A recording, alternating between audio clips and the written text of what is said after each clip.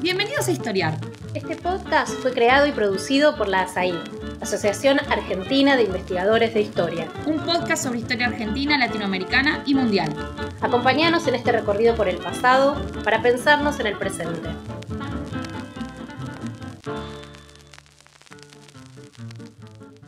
Bienvenidos y bienvenidas a un nuevo episodio de Historiar, el podcast de la Asociación Argentina de Investigadores en Historia.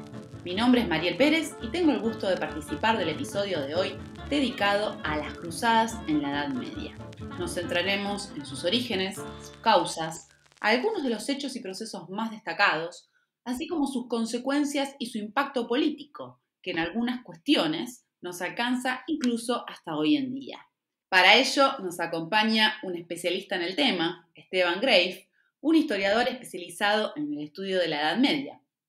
Esteban es doctor en Historia por la Universidad Torcuato Di Tella y se desempeña como investigador del CONICET y como docente de la Universidad de Buenos Aires. Recientemente publicó su libro titulado Conocimientos médicos en el Reino de Jerusalén, donde resume algunos de sus temas de especialidad en la historia de la ciencia y la medicina en las cruzadas. Hola Esteban, gracias por acompañarnos en este episodio. Hola Mariel, ¿cómo estás? Bueno, gracias a vos por la invitación y a la gente de Historia, contento de estar acá. Si te parece, vamos a empezar por lo básico. ¿Qué fueron las tan famosas y mencionadas cruzadas medievales? Bien, bueno, empecemos por ahí. Automáticamente cuando uno piensa en las cruzadas o lo que escucha o lo que se ve en el cine, en las producciones más destacadas de Hollywood, las películas famosas o en el sentido común incluso está muy instalado de la gente, una imagen romántica de esos caballeros imaginarios de la Edad Media que portaban cruces en sus armaduras y en sus escudos y que iban a luchar por la fe en un sol extranjero, de Tierra Santa, de Palestina, Israel. Y esa percepción moderna, mejor dicho, esa percepción sigue siendo hoy una percepción moderna muy instalada en la cultura popular en distintos ámbitos no solo de nuestra sociedad, sino como vamos a ver o les voy a comentar, espero poder comentarles más adelante, de muchos lugares, de muchos países. Al mismo tiempo, cuando uno dice cruzada o escucha la palabra cruzada, la utiliza como un sinónimo de una buena causa que se persigue enfáticamente, ¿sí? La cruzada, una cruzada personal contra algo o con algo que es muy importante, o aparece también en el discurso de muchos políticos y de muchas situaciones difíciles que las sociedades atraviesan. Pero si hablamos en términos históricos estrictamente, conviene revisar o al menos matizar algunas de las interpretaciones sobre eso que habría sido o que fueron las cruzadas. Entonces, si te parece bien, podemos decir, para empezar, ¿qué no son las cruzadas? ¿No? Vamos a ver que muchas de estas cosas que voy a decir que no son las cruzadas están en este imaginario popular del que te hablaba recién. Y esto es así porque hay muchas ideas o interpretaciones sobre las cruzadas que son, de nuevo, producto de la imaginación de algunas personas, están instaladas en el discurso político, e incluso son imágenes que construyeron historiadores de otra época y distorsionaron bastante la imagen de lo que fue este proceso histórico. Siempre es como románticamente mucho más encantador pensar en las cruzadas en estos términos de esos caballeros luchando por la fe con un celo religioso terrible. Son esas ilustraciones de Gustavo Doré que están en la mente de las personas. Pero bueno, vamos a matizar. Las cruzadas, entonces, en esto de decir que no fueron las cruzadas, bueno, en primer lugar, no fueron simplemente o solamente una guerra contra el Islam, contra la religión musulmana en Palestina, en la región de Palestina, lo que hoy comprende a Palestina, Israel, bueno, y el territorio de Siria. No fueron principalmente, tampoco fueron entonces, principalmente campañas militares conducidas por hijos jóvenes de nobles europeos que estaban hambrientos de tierra, esa imagen que incluso uno la puede escuchar en muchos historiadores de las universidades de nuestro país, por ejemplo. Yo me acuerdo cuando hice la materia de historia medieval, decían esto, de hecho, donde los hijos de algunos nobles europeos, que no eran los primogénitos, es decir, los más grandes, no heredaban las tierras de los feudos de sus padres, entonces se iban a buscar tierra a nuevas tierras para poder ellos ser señores de esas tierras hacia Palestina. Bueno, eso no es así. Tampoco las cruzadas fueron parte de un temprano intento de imponer la hegemonía económica europea al resto del mundo, otra imagen que también estuvo muy instalada, o que está muy instalada. Pero sobre todo no son una aberración de la enseñanza cristiana. Sobre esto vamos a volver. Bien, empezamos entonces derribando mitos. Entonces, ¿qué fueron las cruzadas? O sea, ¿qué sí fueron las cruzadas desde un punto de vista histórico, ¿no? Alejado de estas percepciones modernas que estás mencionando. Bien, entonces, ¿qué sí fueron las cruzadas? Bueno, una definición técnica, digamos, o la que hoy aceptan los historiadores, o la mayoría de los historiadores, es que la cruzada en la Edad Media, hubo cruzadas también en la Edad Moderna, puede ser definida como una guerra que responde a una voluntad divina, ¿no? O sea, quienes participaban de eso que después llamamos cruzadas, entendían que estaban participando de algo que era por un llamado de Dios. Dios quería que eso fuera así. Esta guerra estaba autorizada por la autoridad del Papa, es decir, el vicario de Cristo en la tierra, el Papa, la autoridad más importante, la autoridad superior de la Iglesia Católica. Él autorizaba, convocaba y autorizaba las cruzadas e identificaba el objeto de esa guerra, de esa cruzada, y ofrecía a los que realizaban ese viaje, ¿sí?, de cruzada, es decir, de tomar la cruz. Después vamos a ver de dónde viene esta palabra y se va a entender un poco mejor esto que digo ahora, pero la palabra de ser un cruzado, es decir, de estar marcado por la cruz, a quienes entonces participaban en la cruzada, tomaban la cruz, el Papa les ofrecía el perdón absoluto y la remisión de las penitencias, de aquellos pecados que confesaran.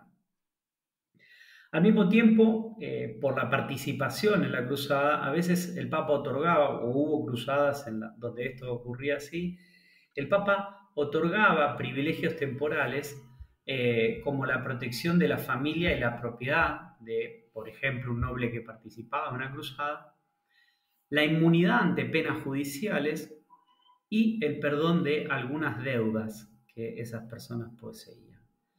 De la misma manera, también hubo cruzadas en donde algunos de los miembros que morían en la batalla o en alguna circunstancia vinculada al cumplimiento de ese juramento de participar en la cruzada, bueno, estos cruzados podían esperar la salvación eterna y ser recordados como mártires de la cristiandad.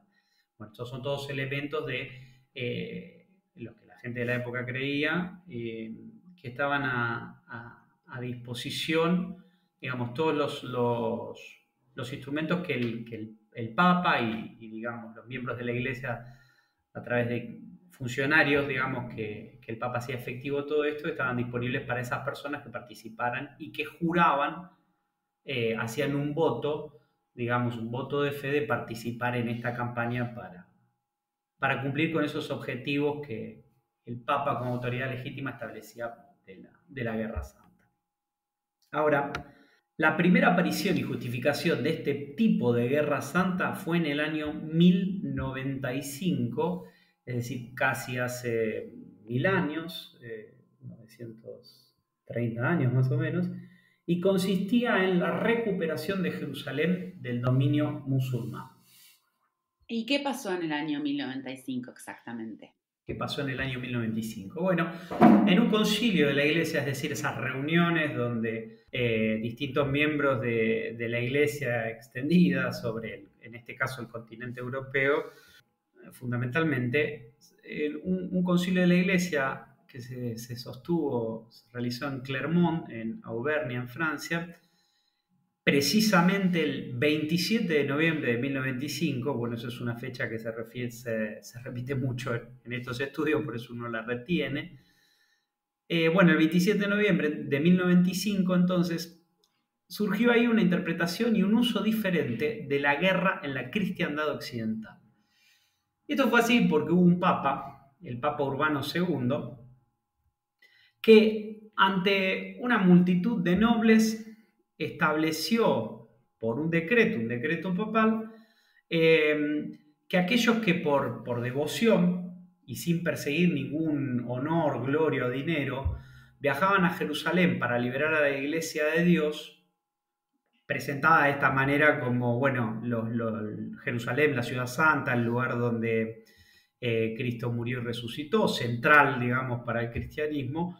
Aquellos que participaran, por lo tanto, sin perseguir más que la gloria de liberar la Iglesia de Dios, quedaba libre de toda penitencia por pecados que cometiera. Es decir, por primera vez en un decreto papal pronunciado por un papa, Urbano II, en esa reunión donde había una multitud de nobles. Nosotros reconstruimos ese episodio por crónicas posteriores, no tenemos los decretos, sino lo que después van a decir muchos testigos presenciales.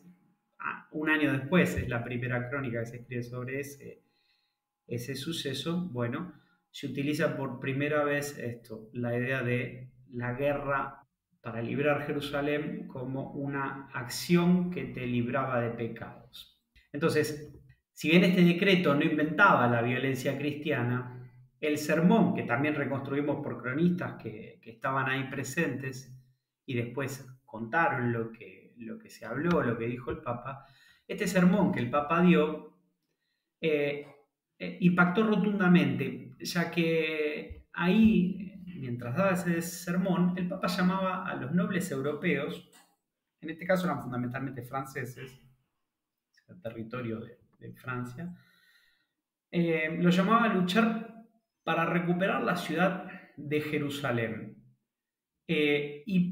A ver, aclaremos, ¿recuperar la ciudad de Jerusalén de manos de quién? La ciudad de Jerusalén, sí, la ciudad santa para el cristianismo, en ese momento se encontraba bajo dominio musulmán, por un califato fatimida, bueno, una dinastía que la tenía como parte del territorio de su califato. La idea de recuperar, está buena la intervención también, porque recuperar es en el discurso que aparece en el sermón que el Papa da, como un lugar perdido por el cristianismo. Entonces, lo importante acá es que este no era un acto de lucha secular, podemos decir terrenal, de lo de acá, una guerra que pronuncia un gobierno contra otro gobierno, sino que por primera vez en la historia, este era un acto de lucha propia del cristianismo, una tarea ordenada a los fieles por Dios mismo a través del Papa, ¿sí? Es decir, del vicario de Cristo en la tierra. Él llamaba a una guerra por el cristianismo.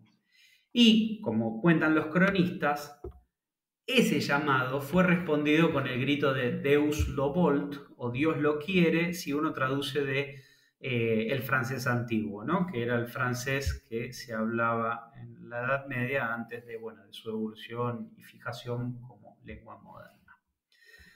Entonces, si vamos bien, el decreto de este Papa de Urbano II proclamaba explícitamente una guerra santa en donde el esfuerzo de la campaña, la lucha y la matanza de gente, porque eso es una guerra, o es uno de los tantos elementos de la guerra, constituía una forma devota de penitencia. Es decir, por primera vez la guerra era una forma devota de penitencia. Entonces, el decreto de Clermont, es el lugar donde hubo un concilio y se reunieron miembros de la Iglesia, y el Papa le habló a nobles europeos, instituyó la guerra santa, la causa o sus causas y el motivo religioso como un acto cristiano caritativo por el amor a Dios y sus vecinos, Los vecinos en este caso eran los cristianos orientales, los cristianos griegos, digamos, los cristianos que estaban dentro de lo que era el Imperio Bizantino, esa parte del Imperio Romano que no cayó, por decirlo de alguna manera, como lo estudiamos en el colegio, no cayó en el 476, sino que siguió existiendo con su capital en Constantinopla, que hoy es la actual ciudad de Estambul. Y el Papa lo que dice entonces es, esta es una guerra santa, un acto cristiano caritativo que hacemos por amar a Dios y además para ayudar a estos cristianos orientales que se ven amenazados por el avance musulmán, ¿sí?, en sus fronteras. Cuando digo avance musulmán, hago esta aclaración, es importante. Uno se refiere genéricamente a distintos pueblos o sociedades que practican la religión del Islam y que en el discurso cruzadístico, en el discurso de la cruzada, aparecen como los enemigos de la fe, como los enemigos de la cristiandad occidental. Pero cuando uno dice musulmán, está hablando a veces de pueblos muy, muy diferentes, nada más que comparten la religión, como cuando uno dice cristiano y está hablando de personas muy diferentes. Y dentro del cristianismo un montón de iglesias. ¿A qué se debe la utilización del término cruzada en este contexto? O sea, ¿qué es lo que define esta palabra?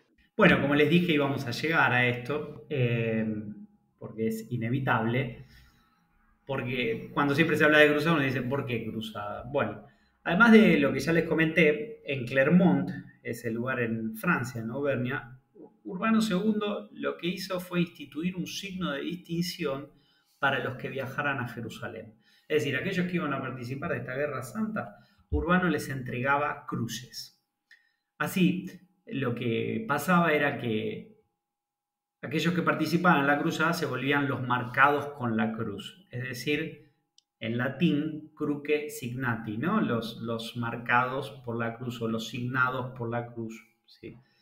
Entonces, durante el siglo siguiente, esto fue en 1095, es fines del siglo XI, luego es el siglo XII, que es donde ocurren, como vamos a ir viendo, las cruzadas más importantes, o donde empieza este movimiento de cruzada a Tierra Santa.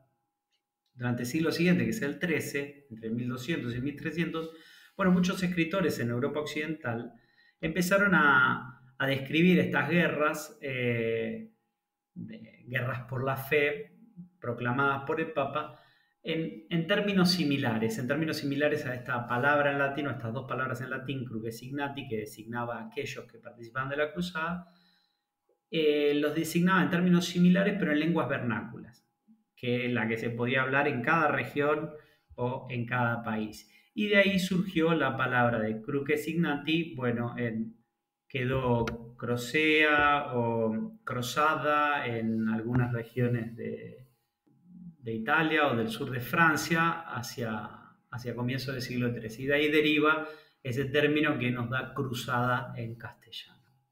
Bastante literalmente, entonces. Sí. Entonces, hablamos de cruzadas en plural, así que me imagino que fue más de uno. Sí, efectivamente. Bueno, y acá hay todo un tema para discutir y se ha dicho mucho, han corrido muchos ríos de tinta por esto, pero digamos algunas cuestiones generales. La historia de las cruzadas, a medida que fue pasando el tiempo, fue organizada por los historiadores a partir de una numeración consecutiva de distintas operaciones militares convocadas por el Papa, estas guerras santas convocadas por el Papa, que ocurrieron entre, a grosso modo, el año 1095, cuando Urbano II en Clermont convoca a reconquistar, en el discurso, la palabra reconquista de Tierra Santa, digamos 1095 y el año 1500, a grosso modo. Ahora, lo que es importante entender en esto es que las cruzadas fueron numeradas consecutivamente por los historiadores, es decir, un grupo de historiadores, sobre todo algunos historiadores del siglo XVIII, 1750, 1770 y otros del siglo XIX, dijeron, bueno, esta va a ser la primera cruzada, sí, obvio, porque es la primera vez que tenemos este movimiento militar devocional conquistar o reconquistar Tierra Santa. Y la sucesiva la vamos a poner segunda, tercera, cuarta, quinta. Los que participaron en las cruzadas, bueno, obviamente que en la primera no sabían que era la primera, pero en el resto tampoco. Los contemporáneos a las cruzadas no los numeraban. No. Ellos no decían, ahora yo formo parte del ejército de la tercera cruzada. Eso es algo que va a quedar establecido después por la historiografía, ¿sí? Por las distintas, digamos, construcciones que hacen los historiadores para ordenar ese pasado, cómo presentar ese pasado. Efectivamente, los que van a la primera cruzada o las distintas campañas que forman parte de esa primera cruzada no sabían que eso ni siquiera era una cruzada. La siguiente comparable campaña, digamos, por la envergadura de los ejércitos que van hacia Tierra Santa es llamada Segunda Cruzada y ocurre entre los años 1146 y 1149, es decir, casi 50 años después de 1099, que es el momento en el que los ejércitos europeos, que vamos a llamar los que participan en la Primera Cruzada, conquistan Jerusalén.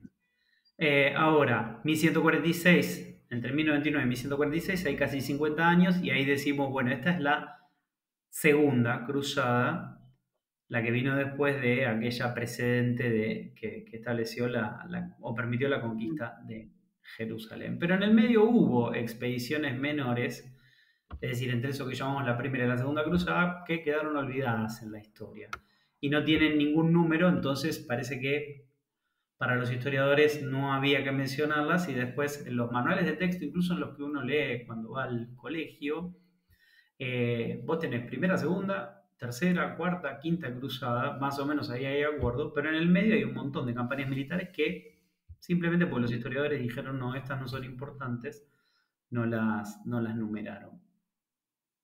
Y más interesante es, por ejemplo, lo que pasa, que puede, a quienes más o menos algo de esto conozcan o hayan leído, pero puede pasar con esa que se llama la Cuarta Cruzada. Dentro de este canon, digamos, de lo que son las cruzadas, hubo una cruzada que fue la Cuarta Cruzada, que el plan original de esa cruzada era atacar Egipto, donde estaban las dinastías descendientes de Saladino, que fue aquel que en 1187 venció a los europeos y los expulsó de la ciudad santa de Jerusalén.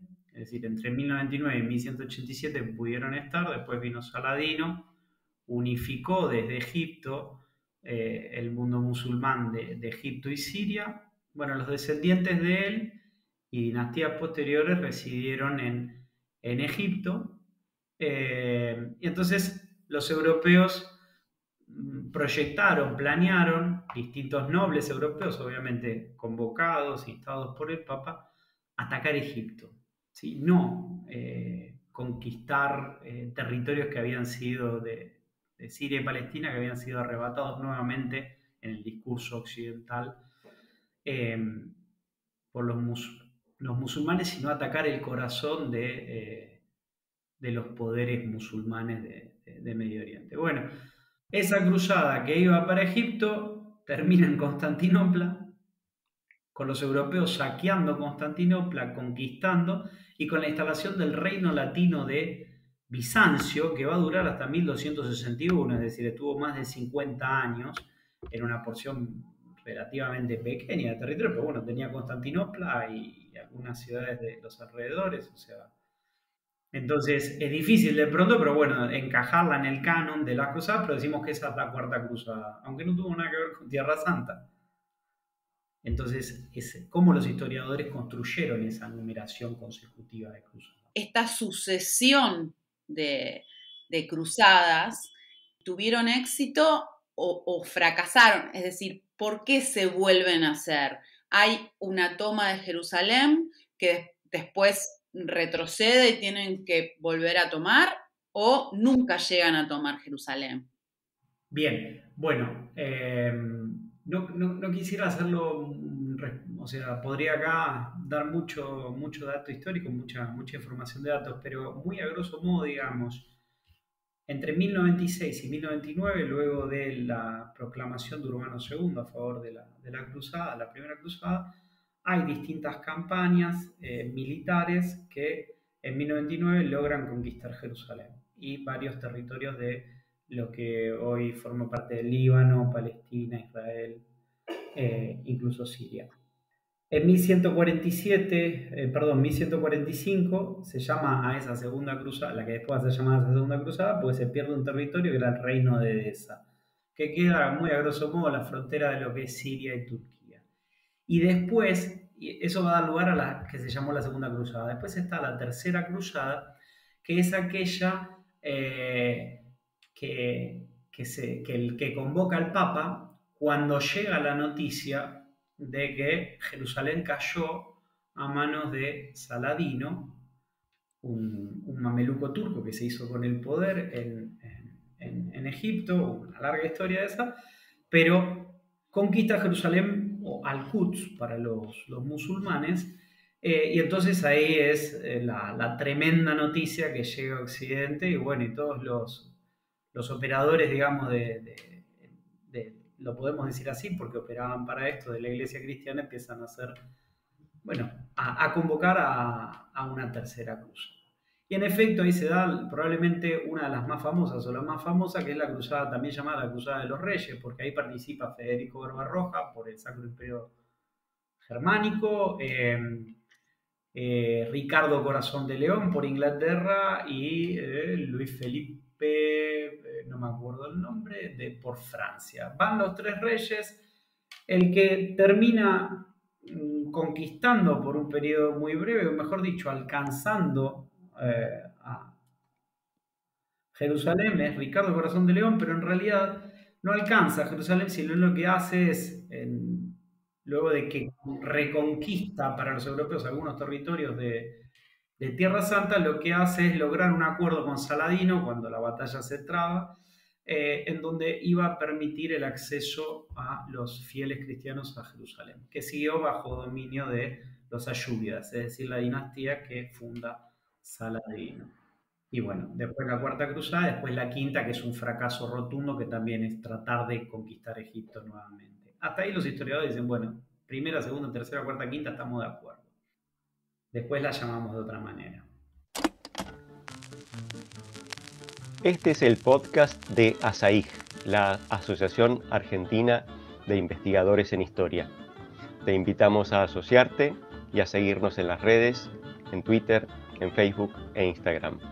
Toda la información sobre la asociación la puedes encontrar en nuestra página asaig.org.ar.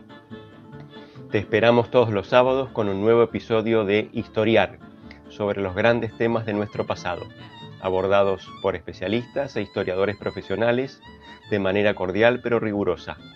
Seguimos con nuestro episodio de hoy. ¿Cuáles eran los propósitos de las cruzadas? ¿Intervenían también motivaciones materiales, por ejemplo? Esta es la gran pregunta sobre la que han discutido mucho los historiadores. Y hubo muchas posiciones problemáticas, muchas de ellas, si se analizan a la luz de cuáles eran los intereses de muchos de esos historiadores a la hora de definir el propósito de las cruzadas.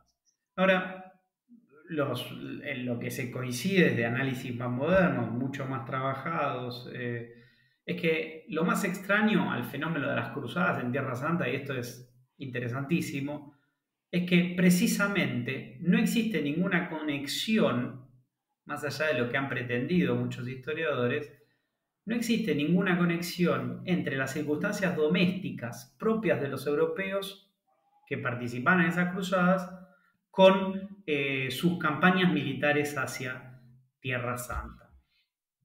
¿Qué quiero decir? Por ejemplo, en la primera cruzada no existía ningún interés estratégico o material para los caballeros occidentales que invadieron el cercano Oriente. Eso que se ha sostenido un montón de veces no resiste ningún análisis hoy.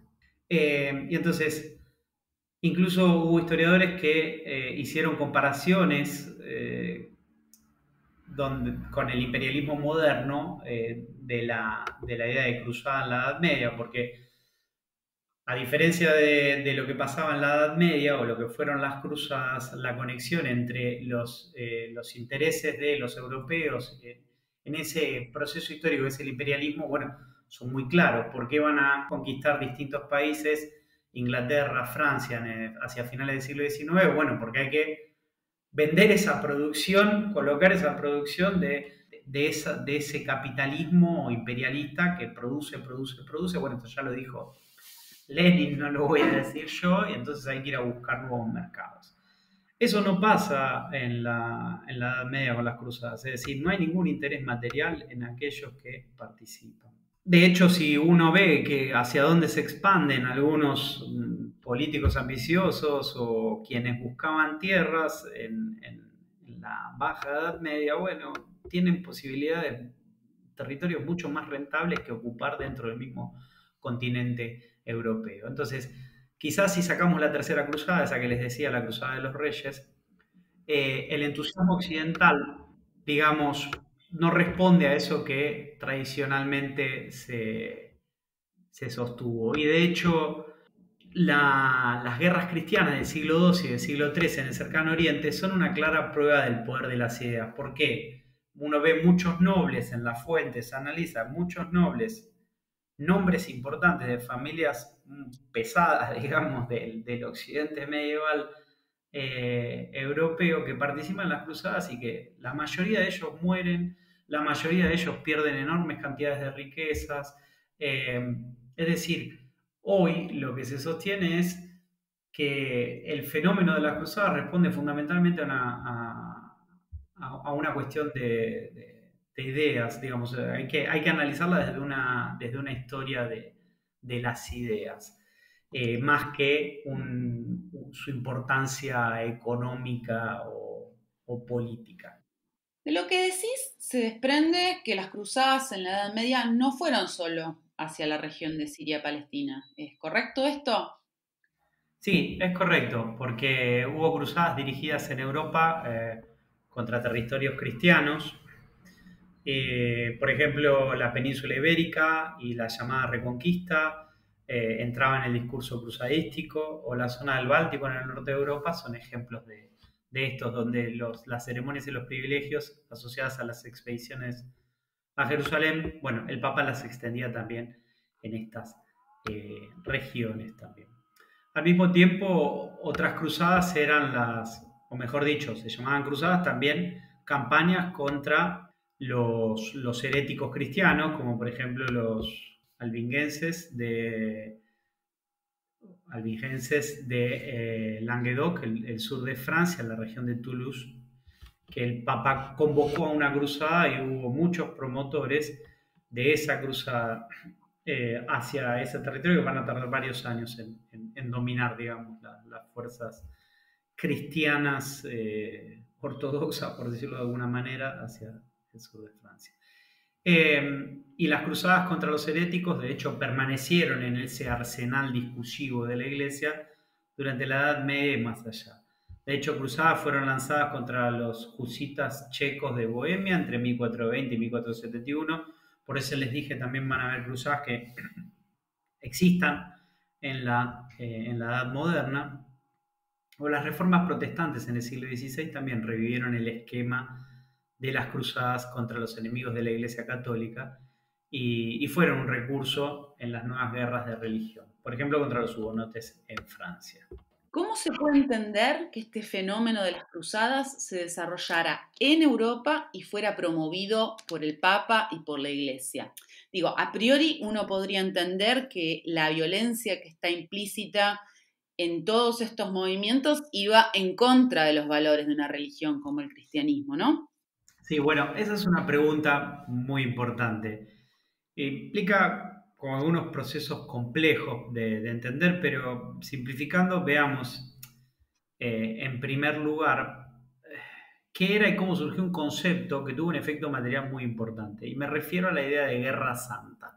También otro tema sobre el que se dice un montón de cosas que a veces hay que al menos matizar. Y para entender esta idea de guerra santa en el siglo XI, cuando se desarrolla la primera cruzada, hay que ir un poquito más atrás.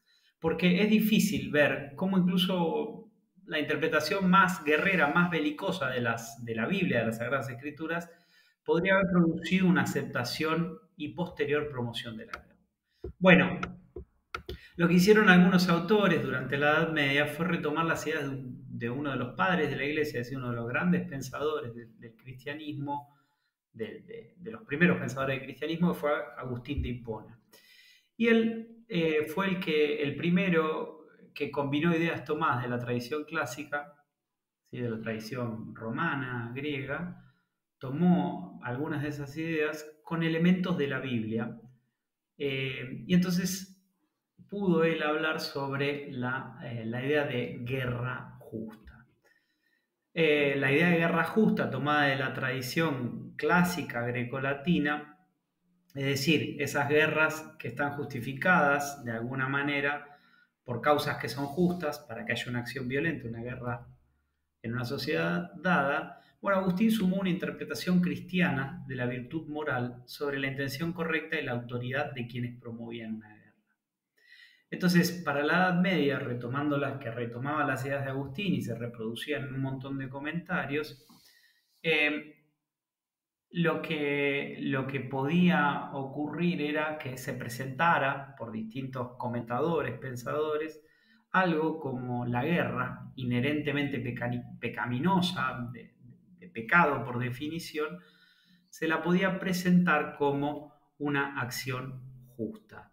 Es decir, lo que hacía Agustín era, y los comentadores posteriores a él, era mover la justificación de la violencia de lo secular, de lo terrenal a lo religioso. Y entonces, de esta manera funcionaba la idea de una guerra justa con la de una guerra santa. O mejor dicho, permitía que se desarrolle esa idea de guerra santa. Ahora, el gran cambio que se dio hacia finales del siglo XI, cuando el Papa proclama la Primera Cruzada, es transformar esa idea de guerra justa en un acto penitencial. Entonces, la aceptación de la violencia en el discurso y la prédica religiosa sería una condición fundamental para que luego pudieran ocurrir las cruzadas. ¿Qué otros elementos permiten entender los orígenes de la cruzada en el siglo XI? Bueno, además de lo que les dije de esta combinación, o lo que decía de esta combinación de la tradición grecolatina y cómo Agustín toma el concepto de guerra justa y sirve para desarrollar la idea de una guerra santa, y lo penitencial, la remisión de los pecados que establece el Papa, hay circunstancias específicas de ese momento que permiten que se desarrolle esta idea de guerra justa. Bueno, en primer lugar, desde el siglo XI, al menos desde el siglo XI, hay una fuerte atención a la teoría agustiniana de la guerra justa, que va de la mano de una militancia eclesiástica más fuerte de consolidar el poder de la Iglesia. De la misma manera, la desaparición de grandes unidades imperiales o de reinos con un control de la violencia que podía producirse dentro de esos territorios, como fue el Imperio Carolingio entre el siglo IX y X, se disuelve.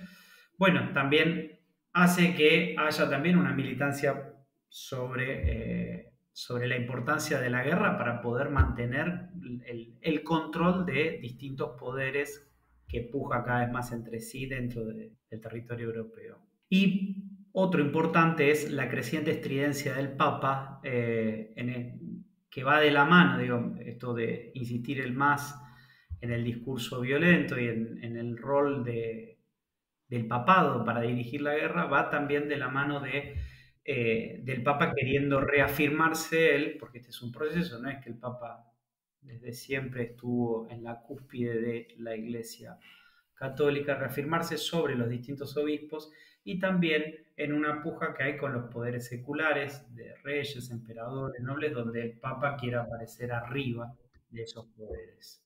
Esta idea de guerra santa existió solo en el mundo occidental porque, sin ir más lejos, en la historia reciente también hemos tenido episodios de violencia armada que se suelen vincular con una noción parecida. Bien, algo que me gustaría decir antes de empezar es, las cruzadas son solo una de las articulaciones, una muy importante, ¿no? Pero son solo una de las articulaciones posibles de la Guerra Santa cristiana, ¿no? Hubo otros discursos sobre violencia justificada por la fe. Digo, el más importante es el de Cruzadas. Y de hecho es una idea que persiste de distintas formas en nuestra sociedad, una sociedad que es más secular, más democrática, supuestamente. Bueno, la justificación ideológica de la guerra persiste. Y de hecho, si nosotros analizamos en el periodo que nos toca otros escenarios, no solo de la cristiandad occidental europea, bueno, también existía una justificación de la guerra en el mundo bizantino, donde esta era como una dimensión integral de la política pública. Dicho de una manera muy simplificada, en el mundo bizantino el poder político y el poder religioso funcionaban como dos caras de una misma moneda, muy, muy imbricados. El emperador estaba sentado siempre al lado y tomando las decisiones más importantes al lado del patriarca de Constantinopla, pero el emperador sobre, digamos, en cuanto a poder, sobre el patriarca de Constantinopla y siempre influenciando sobre las decisiones religiosas. Entonces, el poder público, el que derivaba del emperador y sus funcionarios, ya tenía una intervención sobre lo religioso y si era necesario de manera violenta. Si pensamos en el mundo bizantino, el mundo griego. Ahora, para el mundo musulmán, acá es un poco más complejo, y porque en primer lugar hay un concepto que es el concepto de yihad, que suele planteárselo como la contraparte directa de la guerra santa de las cruzadas. Bueno, esto no es así. Bajo la ley islámica, la yihad, es decir, la lucha, podría ser traducido como lucha o el esfuerzo, es algo que pertenece a todos los miembros de la comunidad musulmana. Según la teoría clásica del Islam, la yihad tiene dos formas, una mayor, que es la lucha interior de uno o el esfuerzo interior de uno para alcanzar la pureza, y después la otra, la menor, que sí es una lucha militar contra los infieles. Pero esta ya existía antes de que ocurriera la primera cruzada y las sucesivas cruzadas en la teoría, digamos, de muchos pensadores del Islam. No es que la yihad surge como una reacción, contrario a lo que se suele creer y se sostiene, a las cruzadas. De hecho, hasta el siglo XII, en el mundo musulmán, no se le prestó mucha atención al aspecto marcial, es decir, a la yihad menor, sino que los teóricos de todo este tema hablaban sobre la yihad mayor. Fue el desarrollo de las cruzadas que lo que hizo fue que se hable más sobre la yihad militar, pero no se pueden igualar directamente, es decir, como una reacción y a la idea de guerra santa y viceversa. Bien. Y para ir concluyendo, una pregunta más vinculada a nuestro presente. ¿Cuáles son los ecos de las cruzadas en nuestro tiempo? Bien, si nos concentramos específicamente en los ecos actuales de este fenómeno, bueno, este concepto que define un proceso histórico, es decir, de las cruzadas, con el tiempo, algo dije al principio, fue adquiriendo otros significados. Entre ellos, el de conflicto ideológico o lucha política entre culturas y religiones tan lejanas como la norteamericana y la afgana. Digo, era el discurso de Bush II, Claro. o lo que uno escuchaba que supuestamente decía Bin Laden. Y aunque no lo supieran, probablemente Bush no lo sabría, lo que hacía él y otros era repetir una idea que fue creada, el impulso principal después, abonado por otro, fue el de la idea de conflicto religioso actual, presente, y no un fenómeno histórico de la Edad Media, sino su traducción al presente. Eso fue una operación ideológica de un historiador muy famoso del siglo XIX, que fue François Millot, que muy importante entre los historiadores románticos franceses, que monarquista, nacionalista, cristiano y antirrevolucionario, él él admiró los ideales de las cruzadas bajo un supremacismo triunfalista sobre el Islam. Es decir, él, desde su lugar nacionalista, cristiano, romántico, antirrevolucionario, él lo que hacía era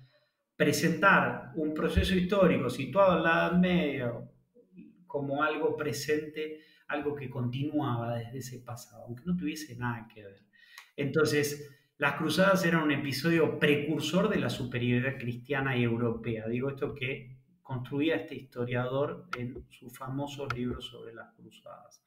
Es decir, las cruzadas eran como el primer paso de una marcha del progreso occidental. Y de hecho, a partir de sus trabajos hubo una legitimidad histórica, por supuesto falsa, para el colonialismo y el imperialismo cultural. Porque de nuevo, lo que hacía era establecer un nexo entre las cruzadas, fenómeno medieval que nada tiene que ver con el imperialismo, estableció una conexión entre ellos.